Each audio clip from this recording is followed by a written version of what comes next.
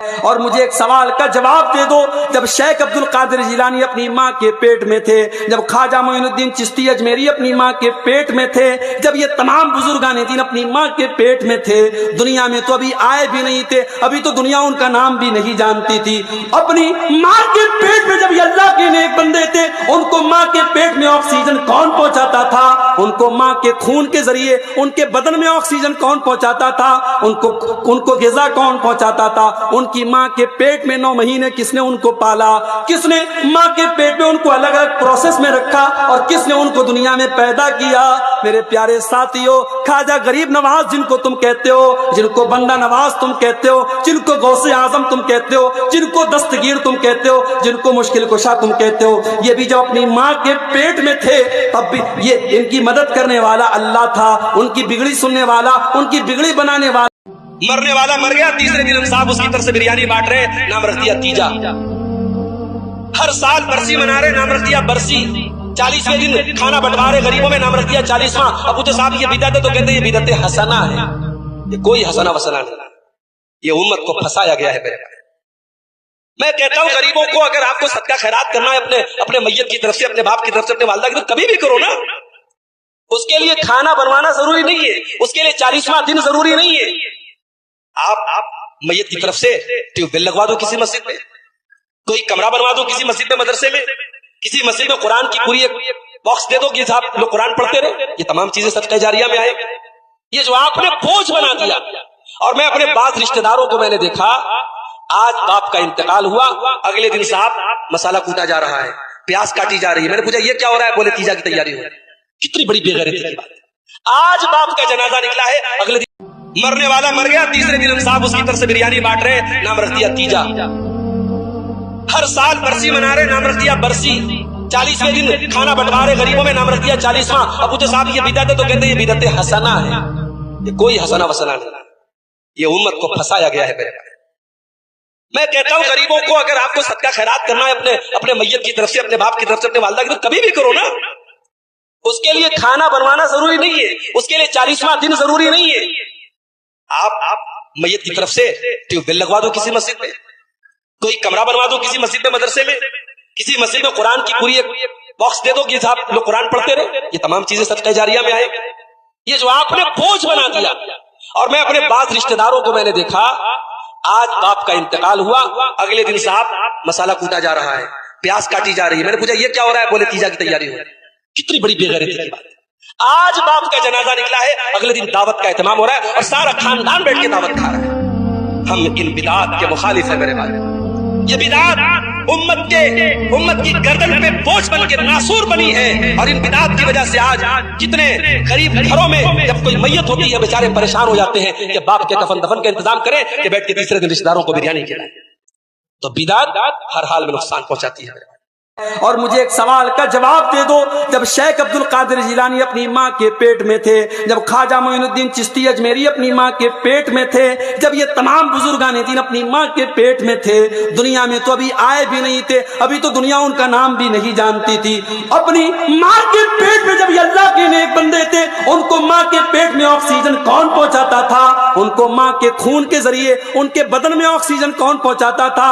ان کو غذا کون پہنچاتا تھا؟ ان کی ماں کے پیٹ میں 9 مہینے کس نے ان کو پالا؟ کس نے ماں کے پیٹ میں ان کو الگ الگ پروسیس میں رکھا اور کس نے ان کو دنیا میں پیدا کیا؟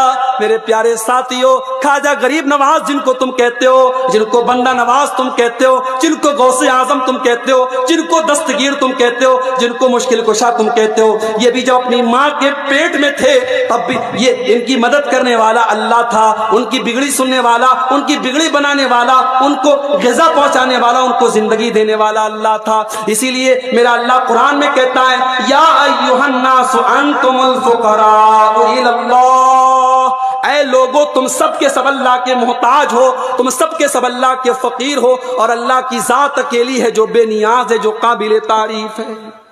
I love you उधर से आता है I love you too much चार मच लड़की वाला लड़की के लिए लड़का देख सकता है, लड़के वाला अपने लड़के के लिए लड़की देख सकता है, लड़का भी डायरेक्ट लड़की के बाप से बेटी का हाथ मांग सकता है, और लड़का डायरेक्ट लड़की से भी शादी की बात कर सकता है, लेकिन 24 घंटे मोबाइल पर लगा नहीं रह सकता।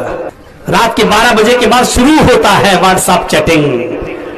बाप सो रहा है, अम्मा खर्राटे ले रही है, बेटी की उंगलियां कीबोर्ड पे टाइपिंग पे चप चप चप चप चप रही है।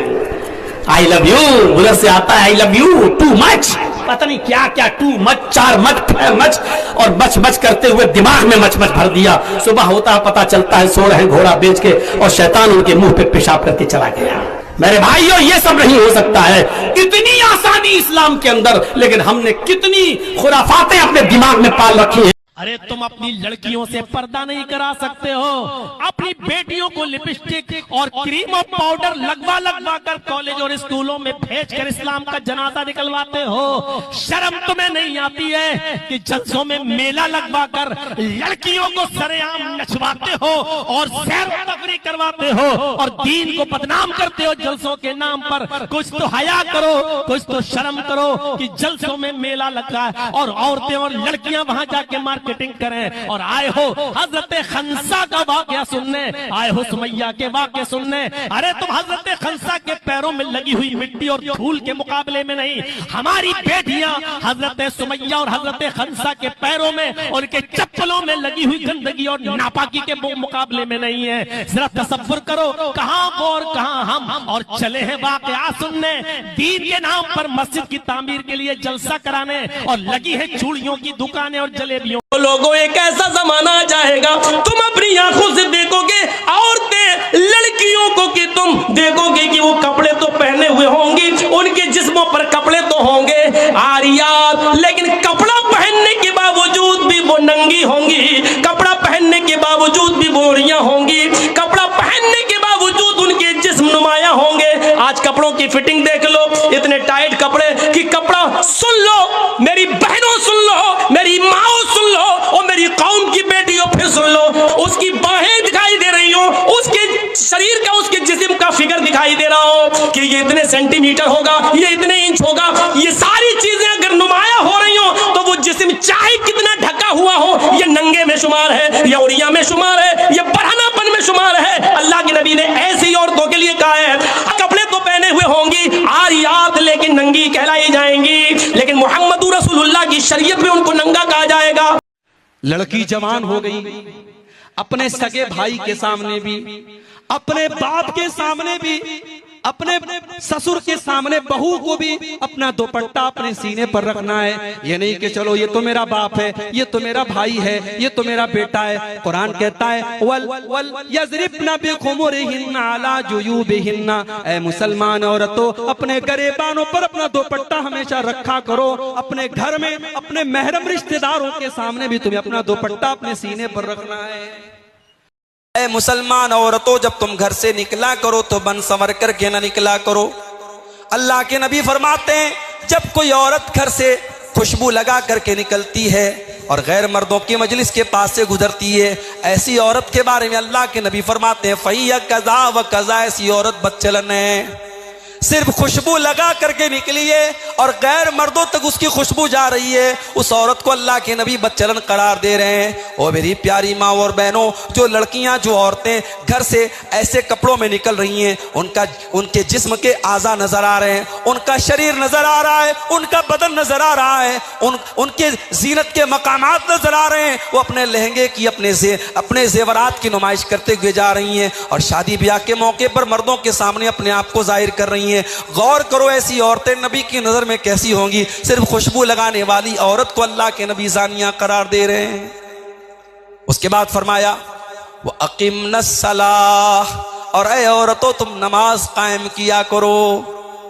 आज हमारी बहुत सारी औरतें नमाज के मामले में बड़ी लापरवाह हैं। रमजान में खूब नमाज पढ़ी, रमजान के बाद नमाज के बारे में बड़ी लापरवाही है। शॉपिंग करने गई नमाज गोल, शादी में गई नमाज गोल, कोई घर में फंक्शन है नमाज गोल, बच्चा छोटा है नमाज नहीं पढ़ती।